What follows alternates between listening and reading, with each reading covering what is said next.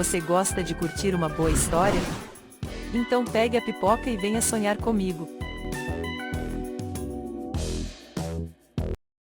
A primeira vez. 7 histórias de amor e morte. Isabel Rosa Gurgel e Raíza Cristina.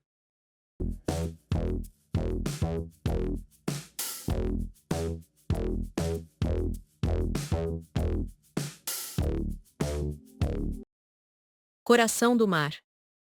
Clara e Francisco viram o mar pela primeira vez, exatos 7 dias, depois de completarem 12 anos. Praia do Futuro, Fortaleza, manhã. Segure na mão de Francisco, Clara, disse a mãe dela antes de molhar os pés. Não tenham medo, disse a mãe dele. É grande, mas abraça a gente. No meio do caminho para casa, tomariam um banho de água doce, ligeiro. O gosto do sal mais tempo no corpo. Aquele mundo de água para sempre dentro dos olhos. Parecia milagre de São Francisco de Assis. Vinham da Romaria a Canindé, que o povo de São Pedro de Caririaçu fazia todo começo de ano. O caminho de volta para casa era descendo o Ceará, na direção do sul, para entrar no Cariri à noite, dia de Reis, 6 de janeiro. Pé de jasmim. Dá beijo. Meu nome é João Batista dos Alves Neto. Tenho 13 anos e moro na divisa do Cafundó com o Escondido. Desde pequeno, eu sonho com coisas que vão acontecer, e elas acontecem. Eu também sonho outras coisas, como qualquer pessoa da minha idade, que não tem sonhos mostrando o que vai acontecer. O sonho é uma história que a gente só entende quando conta. Minha mãe só teve sonho assim uma vez. Ela sonhou que o cafundó inteiro era só de pé de fruta e eles estavam todos carregados. Abacate, banana, caju, jaca, laranja, mamão e muitas outras frutas quando não era a época do caju, e não tinha mangueira nem pé de melancia no alto da serra. Minha mãe sonhava as árvores todas em 3 e na ordem das letras do alfabeto. Como pé de seriguela, tamarindo e uva, que ela só conhecia pelo nome. Só o limoeiro aparecia sozinho no sonho. 6 meses depois, nasceram Pé de jasmim. Dá beijo. Meu nome é João Batista dos Alves Neto. Tenho 13 anos e moro na divisa do Cafundó com o Escondido. Desde pequeno, eu sonho com coisas que vão acontecer, e elas acontecem. Eu também sonho outras coisas, como qualquer pessoa da minha idade, que não tem sonhos mostrando o que vai acontecer. O sonho é uma história que a gente só entende quando conta. Minha mãe só teve sonho assim uma vez. Ela sonhou que o cafundó inteiro era só de pé de fruta e eles estavam todos carregados. Abacate, banana, caju, jaca, laranja, mamão e muitas outras frutas quando não era a época do caju, e não tinha mangueira nem pé de melancia no alto da serra.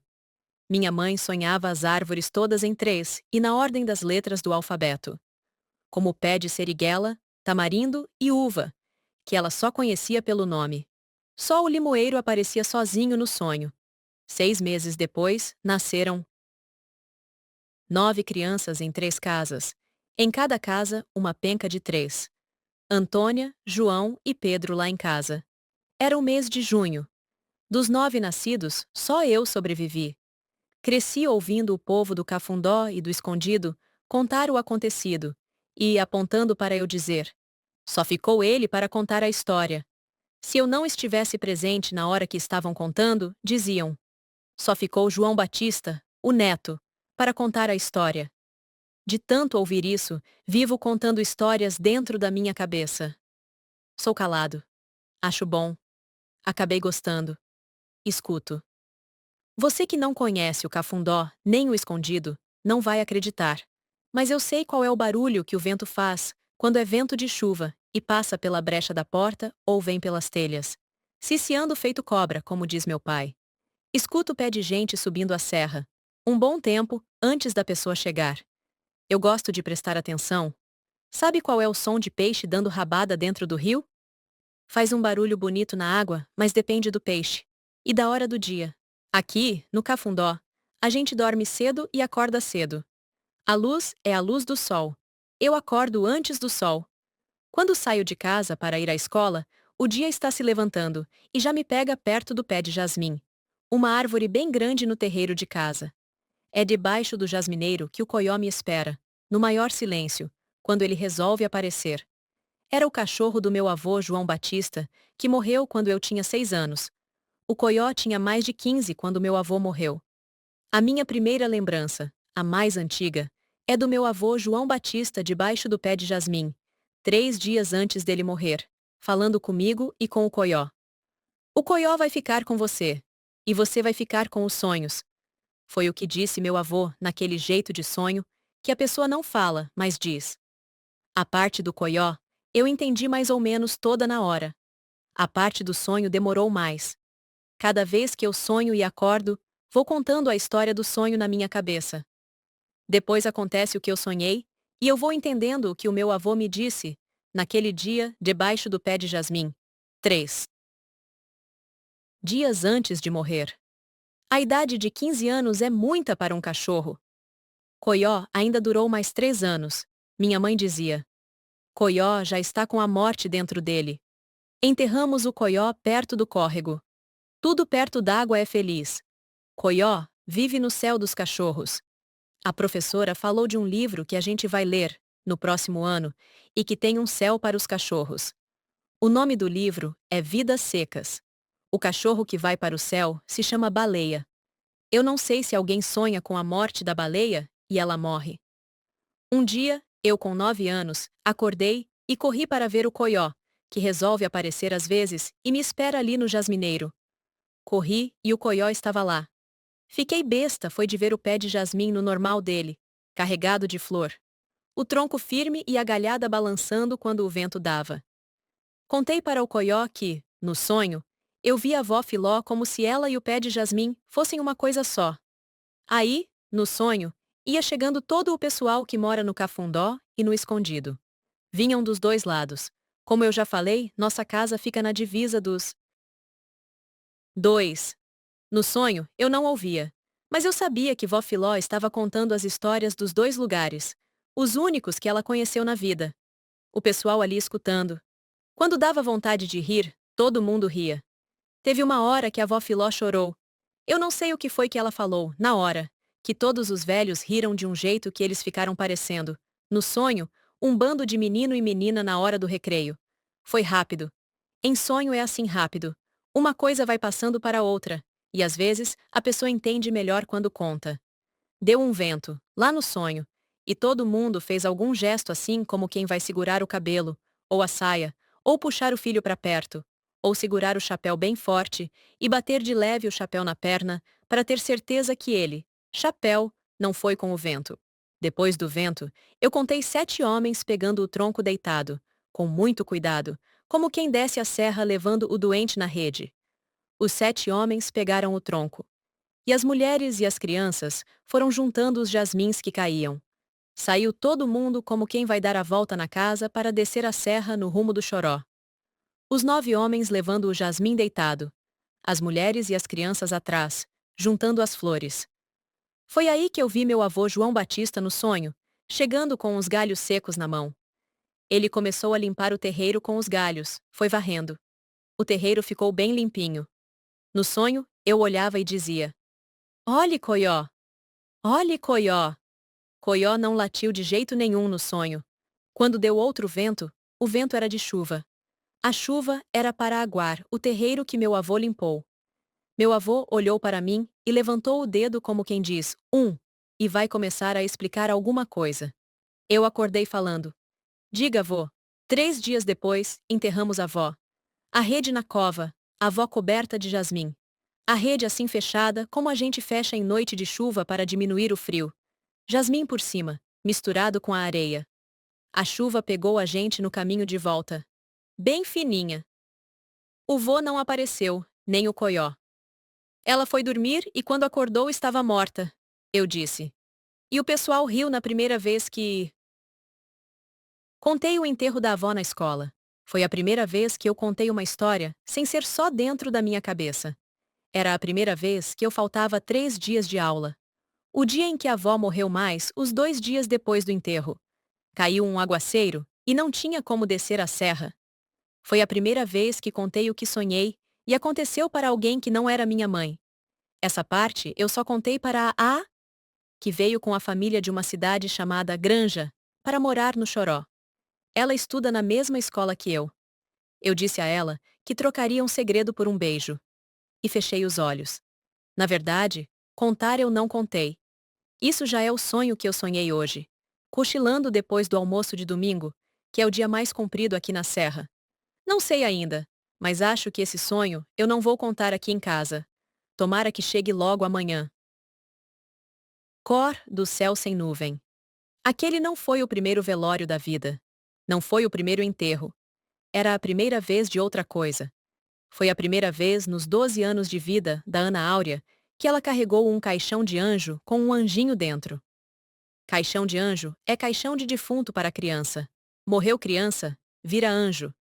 Anjinho é um jeito de falar que Áurea pensava que era só da localidade chamada Alegria, Ipu, onde ela mora. Uma criança que morre é anjo, anjinho. O caixão de anjo é azul da cor do céu. Bem azul em dia de sol. Tipo azul do céu de Quiterianópolis, Quixadá, Quixelô, Quixeramobim, Quixeré. Podia dizer Kyoto, lá no Japão, na Ásia, que tem o mesmo som da primeira sílaba das cidades do sertão do Ceará. Mas não se escreve com Qui. Aí eu acho que não fica bonito. Kilimanjaro, lá na África. Também não.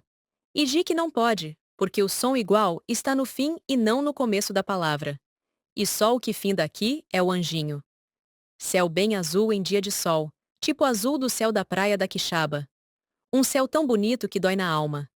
Dor na alma, a gente sente no corpo todo, dos pés à cabeça. Mas a gente diz na alma, porque é assim uma dor mais importante.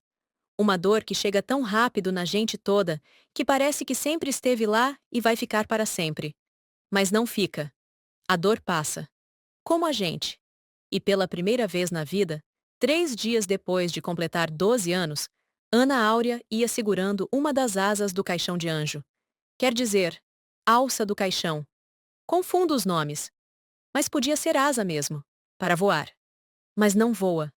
O caixão vai, é se balançando entre as 4 mãos de quem vai ali, segurando. É para ir andando devagar. Devagar. Como quem leva a aliança de casamento e entra, na igreja. Tão devagar que a gente pensa que a pessoa não quer chegar. O caixão tem 4 alças, e 4 pessoas levam o caixão no meio da rua, 2 de cada lado, e um bloco de gente ao redor. É como um bloco de carnaval. Mas depois que terminou o carnaval, e está todo mundo cansado, voltando para casa e sabendo que depois de 4 dias de brincadeira, amanhã tem que acordar cedo e ir para a aula. Um bloco de gente calada ao redor. Quando conversa, é uma conversa para dentro. É como se começasse a chover de uma hora para outra e todo mundo tentasse ficar junto, debaixo do mesmo guarda-chuva para não se molhar. Tem mais gente e mais chuva do que guarda-chuva. Não tem jeito. A água respinga em todo mundo. Antes de juntar todo mundo debaixo do guarda-chuva imaginário, quando cada um vai saindo da casa ou está esperando na rua, do outro lado da calçada, nessa hora cada um vai pensando com seus botões. E mesmo quando fala com alguém do lado, é uma conversa para dentro. Parece que o céu sabe o que está acontecendo, e ele desce um pouco. Às vezes o céu desce muito. Se não tiver muita gente alta por perto, o céu desce tanto que fica quase pousando na cabeça da gente. Acho que é por isso que a gente acha que o mundo fica menor quando morre alguém que a gente gosta. Pelo fato de o céu baixar. O céu também pode subir, ir para muito longe. Parece o céu concordando com a gente. O céu não querendo saber que a morte passou por ali. O céu vai ficando longe. O céu se ausenta, fazendo de conta que não é com ele. Quero nem ver, é o que o céu ia falar nessa hora, se o céu falasse. O mundo fica maior, mas não fica mais fácil andar nele. Tem horas que o mundo está tão grande que a gente tem que chamar de vasto. De vasto vem vastidão. Na vastidão, às vezes a gente fica tão pequeno que tem que dizer miúdo. Como não cabe o medo na gente quando a gente é miúdo demais, o medo fica também dos lados, acima e abaixo da gente. Dou um exemplo. Aprendi a nadar em água corrente e funda, a água passando ligeiro, porque meu medo era tão grande que precisava ter correnteza para levar o medo para bem longe. Voltando ali para o céu, querendo fazer de conta que não é com ele. O céu vai embora céu acima. O mundo fica maior. a gente menor. E o medo aproveita todos os espaços, e não para de crescer, feito massa de bolo. Por isso não há descanso no medo. Feito massa de bolo, o medo cresce no descanso. Massa de pão também. Ana Áurea não sabe como cansou tanto naquela tarde. Como podia pesar tanto um caixão pichototinho? Pichototinho é uma coisa tão pequena, que não serve dizer pequeno. Nem cabe. Precisa inventar outra palavra para dizer o tamanho. Como podia pesar tanto um caixão tão pichototinho, com um anjinho tão leve? O ar também fica mais pesado. Dá uma pena. Pena é aquela coisinha leve que a gente sopra e ela vai quase não indo. Mas vai, vai, vai. E quando você sente pena de alguém, pena é também uma coisa muito pesada. Mas a pena mais pesada é a pena que a gente pode sentir da gente. Eu com pena de mim, você com pena de você. É assim uma longa conversa para dentro. Você com seus botões, você sem fora de si. Será que é por isso que pena voa? Enterro de anjinho é igual a enterro de gente grande. Tem cova, tem coveiro que cavou a cova, tem flor e tem reza, tem choro. Tem um silêncio tão silencioso que parece que o mundo inteiro foi passar o final de semana em outro lugar. E todo mundo fica assim andando mais devagar. A gente gasta horas para piscar. Um tão lento que o mundo parece desenho no ar. O anjinho ia ser e não foi. Ana Áurea achou difícil carregar o caixão com o anjinho dentro. Mas a pena maior, a gente imagina, deve ter sido a volta, sem nada nas mãos. O cara. Começo logo dizendo meu nome completo, que é para você saber que estou falando a verdade. Meu nome é Luiz Ângelo Genoino das Candeias. Tenho 14 anos.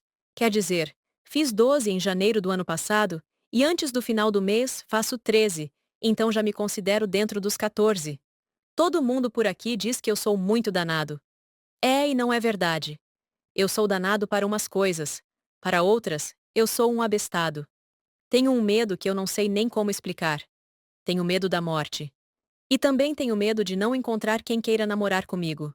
Eu não tenho medo da morte. Eu tenho é pânico. Pânico é um medo tão grande que tem que mudar de nome. A gente sabe que a gente morre. A gente sabe disso o tempo inteiro. Aí a gente faz de conta que não sabe o tempo inteiro não. Que só sabe de vez em quando. Mas ela, a morte, fica o tempo todo passeando por onde tem coisa viva. Encontrando ou não alguém que queira namorar com a gente morre. Desde que me entendo por gente, escuto histórias de morte. Quando não estou dentro delas. É que a minha mãe cuida do cemitério de criança que existe nos fundos da igreja de Nossa Senhora das Candeias. Minha mãe acorda bem cedo, vai para a academia e vem em casa para a gente tomar café e me levar com ela na moto para a escola. Quem faz o café é meu pai. Ele trabalha na padaria. Vai de madrugada, e eu nunca vejo quando ele sai, mas já estou com fome quando ele chega com o pão bem quentinho. Depois da gente tomar café os três juntos, meu pai volta para a padaria. Depois de me deixar na escola, minha mãe vai para o cemitério trabalhar. Onde você mora tem cemitério de criança? Aqui tem, mas tem lugar que não tem. É bem pequenininho o cemitério. Pequenininho se comparado com o outro, o grande. O cemitério é um jardim. Se você olhar do portão, que fica quase em frente à minha casa, você vai ver um jardim. Já contei lá mais de 15 tipos de flor. Minha mãe é a jardineira mais bonita que eu conheço. O cemitério é um brinco. Eu tenho orgulho do trabalho da minha mãe. O pessoal diz assim quando vem aqui em casa. A casa é um brinco. E elogia minha mãe. Você é muito caprichosa.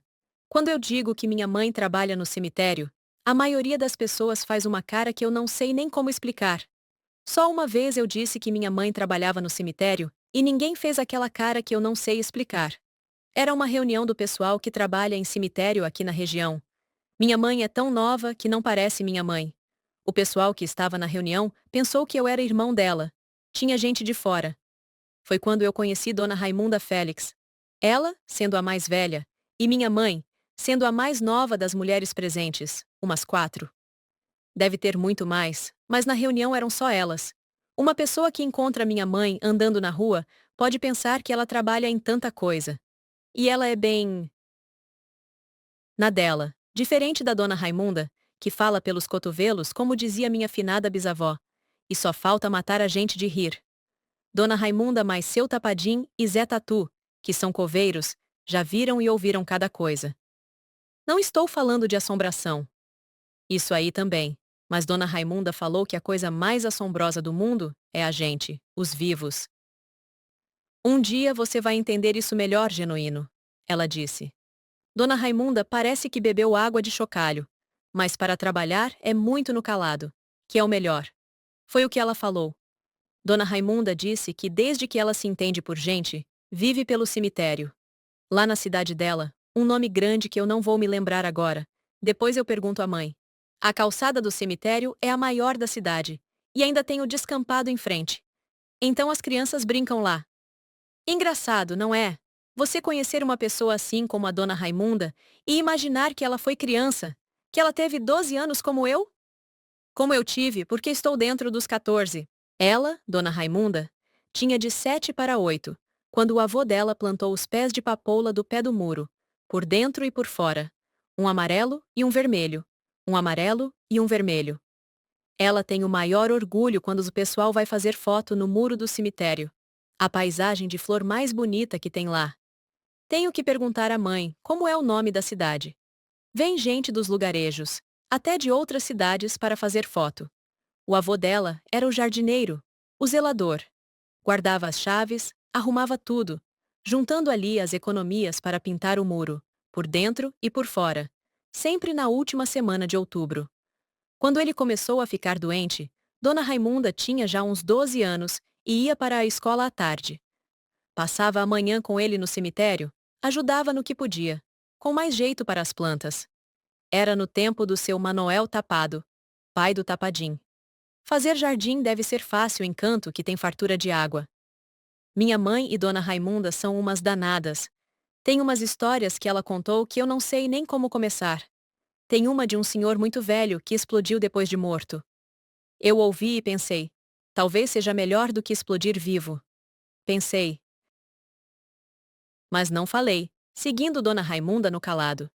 Ela também contou a história do primeiro morto, lá da cidade dela, que foi todo preparado em Fortaleza. Era uma mulher. A morta chegou maquiada e de unhas feitas. Hoje já tem mais gente que se enterra maquiada.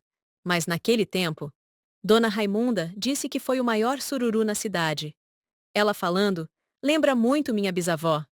Dona Raimunda contou muita história do tempo em que ela era mocinha e estudava em colégio interno em Limoeiro do Norte. Fiquei tentando imaginar minha bisavó mocinha. Difícil. Você consegue imaginar o pessoal velho sendo criança? Ou com 14 anos, doido para namorar? Dona Raimunda contou também que tem uma cidade no Ceará, onde a Festa das Almas é o maior acontecimento do lugar. É festa. Festa mesmo. Eu nem consigo imaginar o tanto de gente que deve ter começado a namorar na Festa das Almas. O nome da cidade é Ócara. Um nome que eu nunca vou esquecer. Também não vou esquecer a cara da Dona Raimunda, contando do dia mais triste da vida dela. Foi o dia em que ela enterrou um filho. Com 18 anos, ele foi embora para São Paulo e voltou doente, 5 anos depois. Ela disse que foi a única vez que se esqueceu de fechar a porta do cemitério. Se não fosse pela ruma de chave, balançando no cós da saia, e Tapadim chamara a atenção dela, Dona Raimunda nem teria notado. A pessoa é danada para umas coisas, mas não é danada para tudo. Não tem quem seja. Como minha mãe fazia bolo. Era sempre à tarde. Só me lembro de ter visto minha mãe fazer bolo à tarde, depois do almoço. Eu ficava de pé em uma cadeira, ao pé da mesa, pouco a pouco me derramando sobre a mesa, para ver melhor, para ver como fazia, comendo com os olhos. Miúda, acabava por me sentar na mesa. Sobre a mesa, os ingredientes. Mais xícaras, copos e colheres para medir os ingredientes. O batedor de ovos, mais 2 tigelas de louça, uma branca maior, a da massa, uma amarela menor, amarela por fora. Por dentro, era branca também, para as claras em neve. A coisa mais difícil de aprender, para mim, foi fazer claras em neve. Pior do que raiz quadrada. Eu tinha 14 anos na primeira vez que eu bati as claras até elas ficarem bem firmes, e a gente virar a tigela e as claras não se derramarem. Igual como minha mãe faz.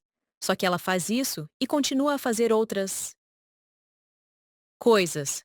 Eu, naquele dia da minha primeira tigela de claras em neve, não fiz mais nada. Morta. Uso as tigelas até hoje. Eram da avó Rosa. Foram da casa que se esvaziou com a morte da avó. Um ano antes da morte do avô. Meu avô morreu assim. Ele foi deixando de comer, cortando aos poucos as refeições. Primeiro, deixou de tomar o leite antes de dormir. Em seguida, foi deixando de jantar. Depois, cortou a merenda da tarde. Isso foi antes de começar a comer quase nada no almoço. Não quis mais a merenda do meio da manhã. E ficou só com meio copo de café no café da manhã. Nos últimos dias da vida do meu avô, ele tomava, em colheres de sobremesa, suco de uva diluído em água, chá de casca de laranja, chá de cidreira e de capim-santo. Depois vieram as colheres menores, muito pequenas, do tamanho daquelas que a gente usava quando brincava de casinha. Já bem perto do fim, meu avô só tomava água. E era uma breve passagem pelos lábios. Água que as tias colocavam em algodão. Revezavam-se dia e noite. Um cuidado. Era bonito de ver o cuidado, mas doía também. Tudo junto. Eu tinha 12 anos. Um dia, eu molhei o algodão e passei nos lábios do meu avô. Naquela hora, passou como um filme da minha vida com ele. As águas dos meus olhos molharam as mãos do meu avô, quando eu peguei nelas para beijar. Sem ninguém por perto. A boca foi o último lugar úmido do corpo do meu avô. Ele havia deixado de chorar de saudade da minha avó. Ou chorava sem lágrimas. Ele também não suava mais. Parecia que ele desligava poro por poro. A respiração dele foi ficando tão lenta que eu cheguei a ver as tias com um espelho perto do nariz dele. Até hoje não me importo com espelho embaçado. Estranho, não é? Mas naquela hora, com meu avô, era um alívio. Eu conhecia o silêncio aí. Eu ia e voltava da escola ausente, da zoada das ruas. Era como se o mundo estivesse longe. O avô cego, que conhecia a cidade de cor e salteado, com quem eu aprendi a andar para cima e para baixo, e saber o nome das pessoas, e a falar com elas, aquele meu avô foi desaparecendo, como foi encolhendo o rio Angelim com tanta coisa nova que se construiu ali na grota. A Rosa morreu no carnaval, e seu João começou a murchar. Minha avó morreu em casa, com os 10 filhos presentes, e nós, os netos, por perto. É difícil ver morrer uma pessoa de quem a gente gosta. Um ano depois da morte da avó, meu avô passeador não saía mais de casa, não tinha alegria de cumprimentar nem a gente. Abria o olho quando eu tomava a bênção. Eu podia jurar que ele estava me vendo. As tias queriam ver o avô voltar a comer, a conversar, a passear. Eu também. Ele só queria encontrar a Rosa dele de novo. Como minha mãe já sabia o que podia ir junto no bolo, sempre imaginei meu avô junto com minha avó. Talvez pela foto do álbum, que está sumindo devagar. Como o rio. Como a névoa que fez desaparecer os olhos do meu avô. Depois da morte da avó, o gato preto que ela criava, o preto, jamais voltou a entrar na casa. Pisava o muro do quintal e olhava para o abacateiro plantado por ela. O abacateiro murchou junto com o avô.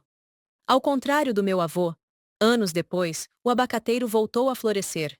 Minha mãe aguando todo dia bem cedo. Meu pai, à tarde. Eles haviam comprado a casa dos meus avós, pais da minha mãe. Meu pai era de fora da cidade. Vinha de Alto Santo, região do Rio Jaguaribe. Era para Alto Santo que eu queria ir todas as férias, desde que me apaixonei pela primeira vez. Foi um susto quando o Jorge entrou na cozinha da casa da minha outra avó, sem avisar.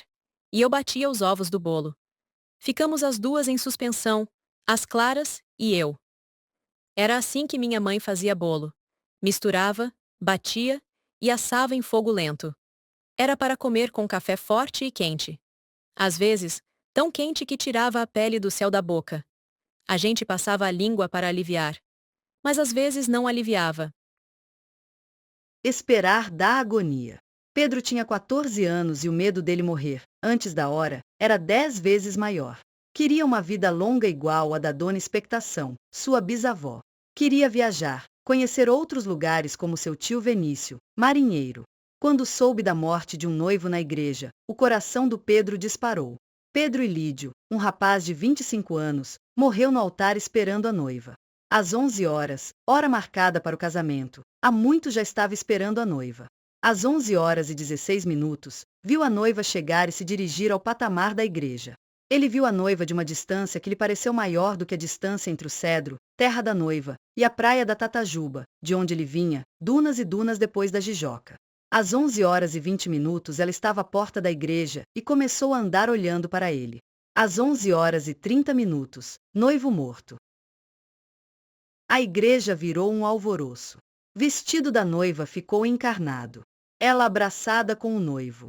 Ele sem uma gota de sangue. Correu a notícia na cidade. A noiva ia tão devagar que ele deve ter se agoniado, o coração saindo pela boca, imaginando que ela não queria chegar. Também, onde já se viu, casar bem dizer no pino do meio-dia. Novembro até na beira do açude, é a gente estuporando. Antes de o corpo chegar ao cemitério, a notícia chegou pelo rádio em tudo que é canto da cidade. Noivo acaba de morrer na igreja, esperando a noiva. Pedro ouviu de olhos arregalados. Estava apaixonado de novo e pela primeira vez era correspondido. Vivia com o coração em agonia esperando o sábado para ir ao Cascudo, onde morava a namorada, e se pelava de medo de morrer. Ainda mais assim. Pei bufo. Não foi assim que o pai dele morreu? O bicho para sofrer é gente. De todo jeito se sofre, ouviu alguém dizer. Não vá ver para não se impressionar e ficar sem dormir, decretou a mãe do Pedro. Decretar é dizer um dizer que não é para discutir, só obedecer. Antes da mãe terminar a frase, Pedro já estava no necrotério. Necrotério é uma boa palavra para procurar no dicionário. Não precisa procurar agora. Você marca a palavra e procura depois. Pedro já está no necrotério mesmo. Se ele não chegasse ao necrotério porque não sabia o que era, aí sim você parava de ler agora e corria para o dicionário para dizer o que era necrotério. Para evitar do Pedro ir parar em outro lugar e não se saber mais como contar a história do rapaz que começa morto e vai passar a história todo morto. Essa não é como a história do Quincas. Você já leu A Morte e a Morte de Quincas Berro d'Água, livro do Jorge Amado? O Quincas morre e os amigos vão deixando o Quincas muito vivo, vão levando o Quincas para uma última rodada de festa e farra. O nosso rapaz aqui, o rapaz de 25 anos, está morto. Esperou 11 anos para casar. E não houve festa. A noiva tinha 12 quando começou o namoro no carro da feira que ele pegava todo sábado com a família para visitar a avó. Com a morte do pai, pescador, vieram morar perto da família da mãe. Pedro, de 14, está muito vivo. O olho ainda arregalado, olhando o rapaz morto. Tamanha boniteza para terminar assim, ouviu alguém comentar.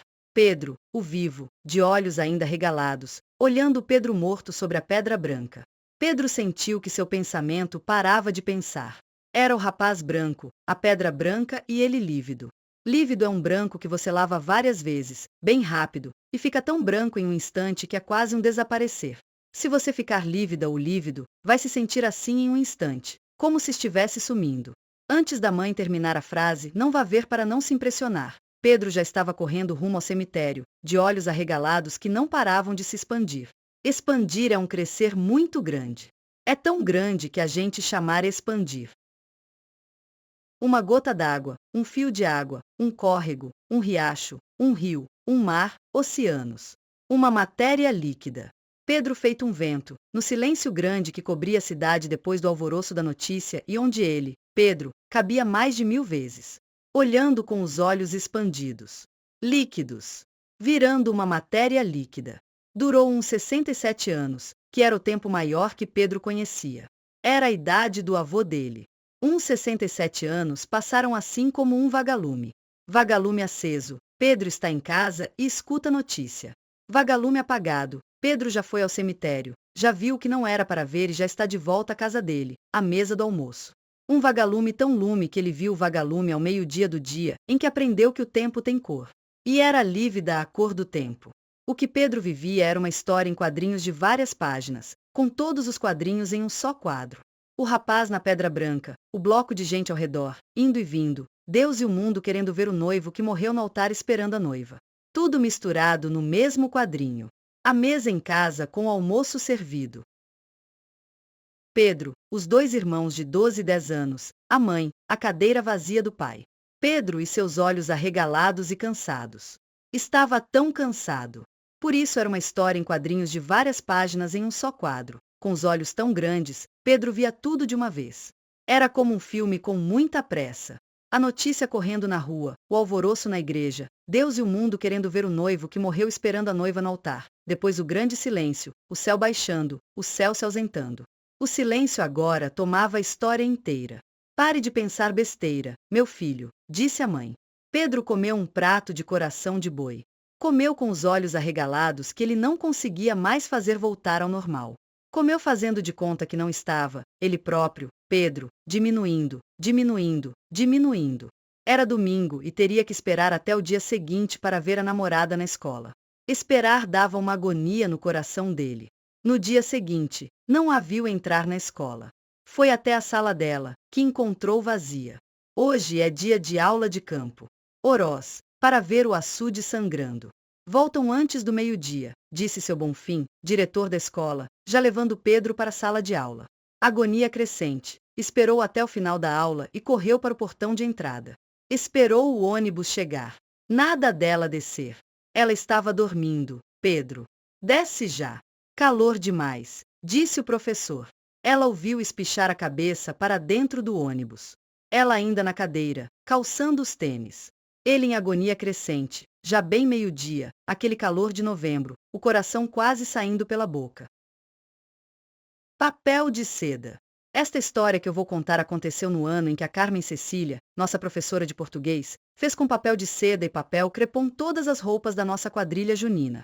Eu sei que você vai duvidar de 24 pares dançando uma quadrilha inteira vestidos com roupa de papel. Mas foi. E não se falava em outra coisa na escola. Bom foi ouvir Dona Mazé das Quadrilhas, que mora no bairro da Cigana, dizer: só acredito porque eu estou vendo. Tenho mais de 30 anos de quadrilha e nunca me passou pela cabeça fazer os trajes de papel. Aquele ano está todo colado no meu caderno, o primeiro de 7 matérias, o primeiro sem chamar a professora de tia. Encontrar a Carmen no primeiro dia do ano em que eu ia começar a escrever com caneta foi como tomar um copo de água bem gelado quando a gente chega em casa, vindo da rua debaixo do sol. Antes do recreio, ela já sabia decorado o nome de todo mundo da classe. E disse o título do primeiro livro que a gente ia ler, Instruções para Beijar. Nunca vou esquecer. Quem esqueceria? Quando eu tinha a idade de vocês, eu gostava de 2 coisas. Uma era ler, coisa que eu fazia muito desde criança. A outra era namorar, o que eu mais queria fazer, disse a professora. Eu sei que você não está acreditando. Se para quem estava na sala de aula, ouvindo, era difícil acreditar, imagine para você. A professora dizia isso como se estivesse dizendo o nome dos rios da Amazônia em uma aula de geografia. Ou fazendo a chamada. Ela dizia nossos nomes como se fosse a maior alegria dela estar ali com a gente. O livro da Tércia Montenegro vai ser o primeiro com personagens da idade de vocês ou um pouco mais velhos. A Laura, do Instruções para Beijar, tem 15 anos. Nós vamos ler também livros com crianças, como a gente foi, com personagens da minha idade, mais velhos, como um dia vocês serão, com personagens velhinhos que a gente não sabe mais nem a idade deles. Tem livro que foi escrito, recentemente, como o da Tércia, e tem livro que foi escrito há mais de 100 anos. E o papel dura mais de 100 anos, professora? O William perguntou. Dura mais, William. Tem livro feito há mais de 400 anos. A professora já havia conquistado a classe, mas agora a turma toda estava de boca aberta. E foi assim que fomos para o recreio logo depois do carnaval. A professora sugeriu organizar uma quadrilha junina da nossa turma. Foi ideia dela também, mais à frente, convidar Dona Mazé para conversar na escola e, mais tarde, ensaiar com a gente. A professora só demorou para avisar que a gente ia dançar com roupa de papel. E isso dá certo? O William perguntou. Bora experimentar? Respondeu a professora. E começamos na hora.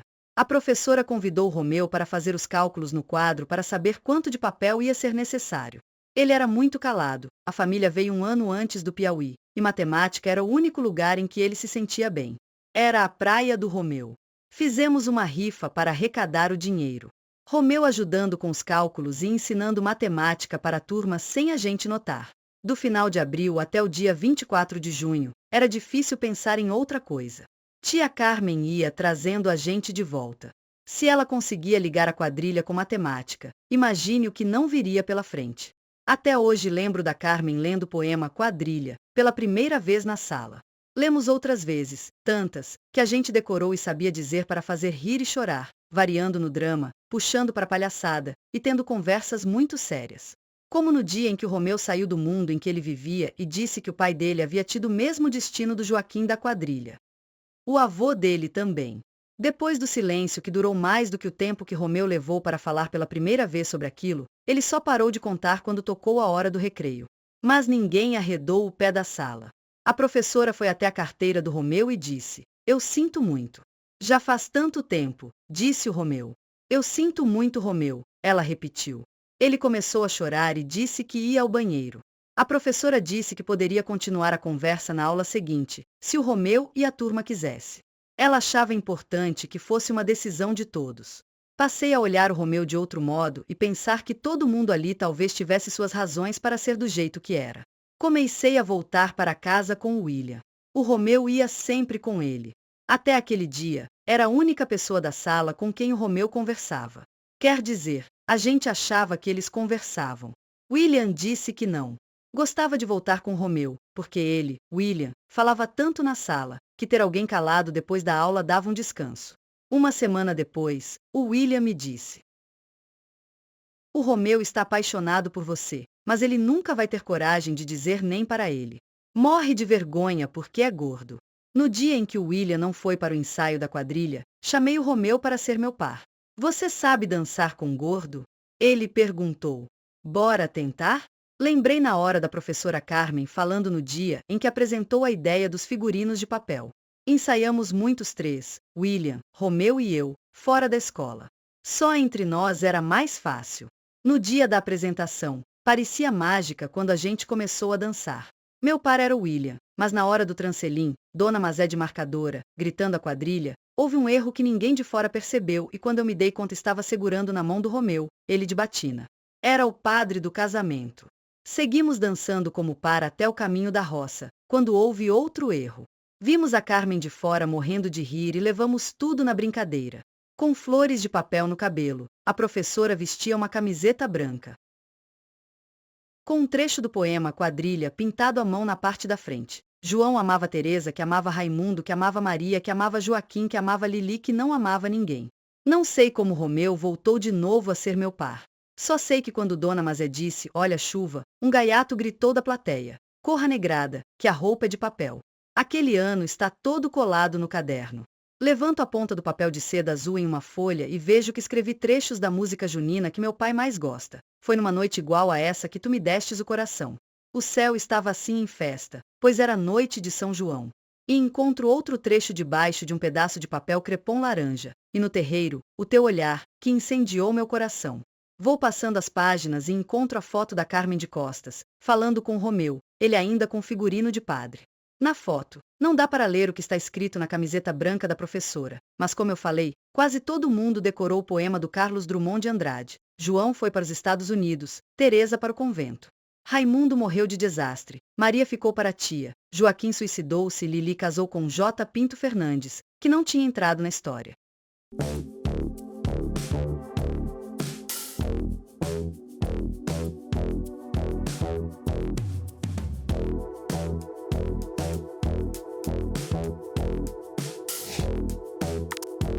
Oi, gente linda!